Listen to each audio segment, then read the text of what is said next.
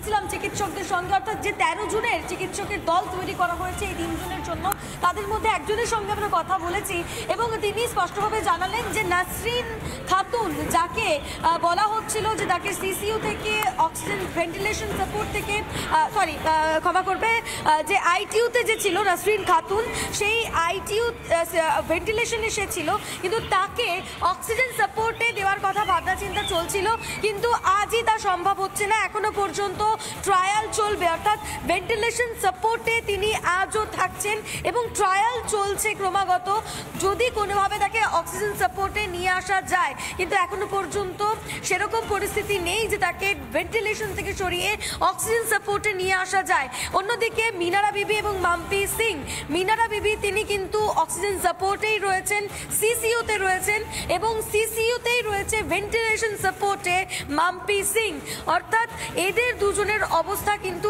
একেবারেই পরিবর্তন হয়নি, শারীরিক অবস্থার কোনো রকম কোনো উন্নতি নেই, অর্থাৎ সংকটজনক পরিস্থিতি তিনজনেরই। এখনো এটাই বলা যায় যে এখনো পর্যন্ত তিনজনের অবস্থা সংকটজনক এবং চিকিৎসকেরা পর্যবেক্ষণে রেখেছেন, 24 ঘন্টার পর্যবেক্ষণে রেখেছেন তাদের তিনজনকেই।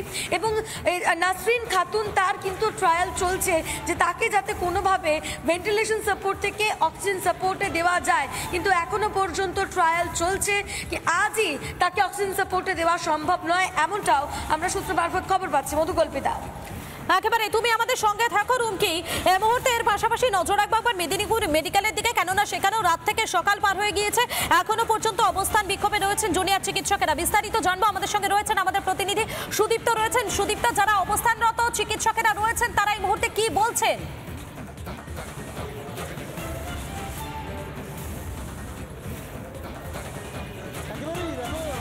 অবস্থানরত চিকিৎসকরা তারা একটাই দাবি করছেন যে তাদের কিন্তু যে সাসপেনশন দেওয়া হয়েছে, অর্থাৎ যে 7 জন জুনিয়র ডাক্তারদের সাসপেন্ড করা হয়েছে, তাদের সাসপেনশন কিন্তু অবিলম্বে প্রত্যাহার করতে হবে। ইতিমধ্যেই কিন্তু ডিএমই, ডিএইচএস সহ স্বাস্থ্য আধিকারিকদের কাছে জুনিয়র ডাক্তাররা চিঠি পাঠিয়েছে গতকাল রাতে, কিন্তু সেই চিঠির এখনও পর্যন্ত কিন্তু কোনো রিপ্লাই তাদের কাছে আসেনি।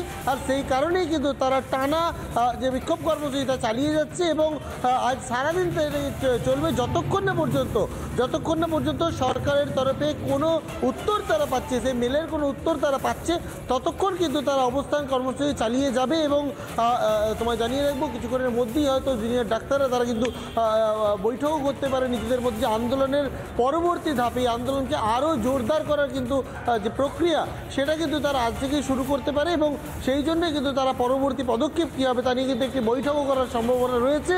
এবং সব মিলিয়ে এই জুনিয়র ডাক্তারদের এখন একটাই দাবি যে অবিলম্বে কিন্তু তাদের যে সাসপেনশন অর্ডার তা কিন্তু প্রত্যাহার করতেই হবে, এটাই কিন্তু দাবি জুনিয়র ডাক্তারদের একেবারেই। এবং সুদীপ্ত, তুমি আমাদের সঙ্গে থেকে এই খবরের দিকে নজর রাখছে এবং রাত থেকে সকাল পার হয়ে গেল অবস্থানে রয়েছেন জুনিয়র চিকিৎসকেরা। তুমি কিছুক্ষণ আগেই কথা বলছিলে তাদের সঙ্গে, ঠিক কি জানিয়েছেন তারা একবার শোনাই।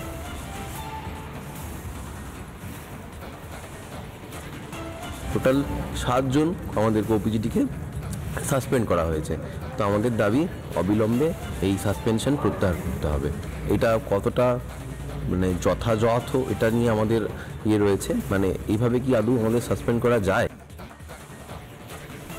6 জন না 7 জন জুনিয়র ডাক্তারের বিরুদ্ধে সাসপেনশনের নোটিশ জারি করেছে স্বাস্থ্য দপ্তর। আর বারবার এই সাসপেনশন প্রত্যাহারের দাবি জানাচ্ছে জুনিয়র ডাক্তাররা।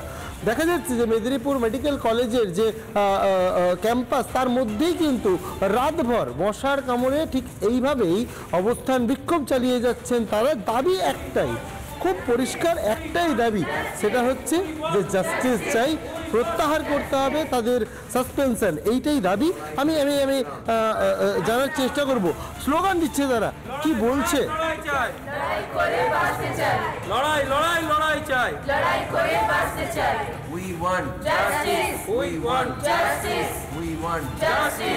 আমাদের যে 7 জন আমাদের কোপিজিটিকে সাসপেন্ড করা হয়েছে, প্রথমে আমরা জানতাম অন এয়ারে যে আমাদের 6 জন কোপিজিটিকে সাসপেন্ড করা হয়েছে। আমাদের গাইনি ডিপার্টমেন্ট এবং অ্যানাস্থেসিয়া ডিপার্টমেন্ট মিলিয়ে টোটাল 6 জন ছিল।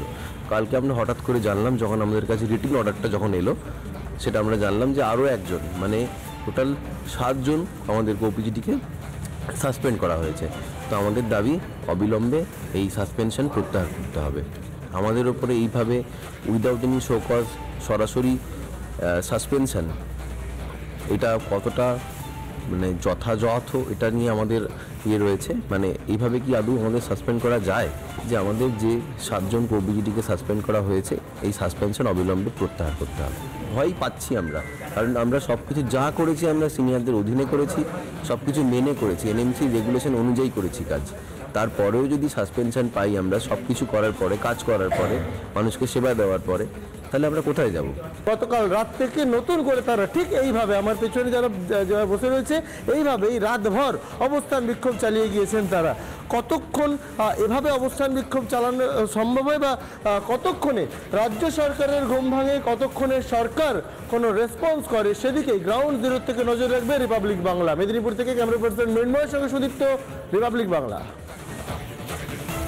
আপনাদের শোনালাম ঠিক কি বলেছেন জুনিয়র চিকিৎসকেরা, এবং এই বিষয়ে রাজ্য বিজেপির সভাপতি সুকান্ত মজুমদার কি বলছেন, তার কি বক্তব্য শুনুন একবার।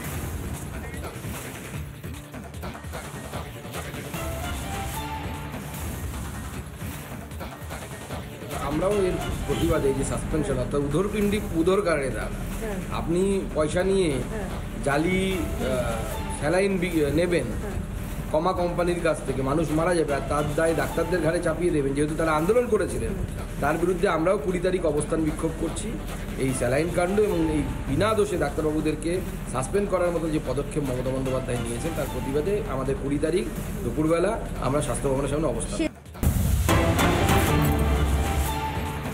আর এই মেদিনীপুর মেডিকেলে সেখানে 20 স্যালাইন কাণ্ড, সেই স্যালাইনে প্রসূতি মৃত্যুর ঘটনা, স্যালাইন কাণ্ড এবং প্রসূতি মৃত্যু নিয়ে অবস্থান স্পষ্ট করলো, নিজেদের অবস্থান স্পষ্ট করেছে আইএমএ।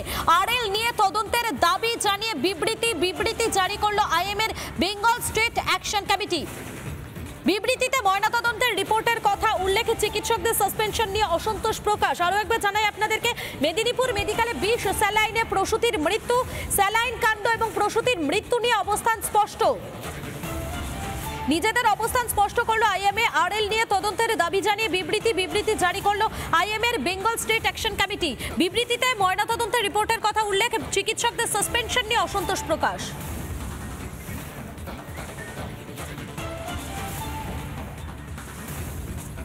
নানা ধরনের কন্টেন্ট দেখার জন্য লাইক করুন, শেয়ার করুন আমাদের ফেসবুক পেজ, সাবস্ক্রাইব করুন আমাদের ইউটিউব চ্যানেল। পাশাপাশি অন্যান্য ব্রেকিং নিউজের জন্য অবশ্যই চোখ রাখুন রিপাবলিক বাংলায়।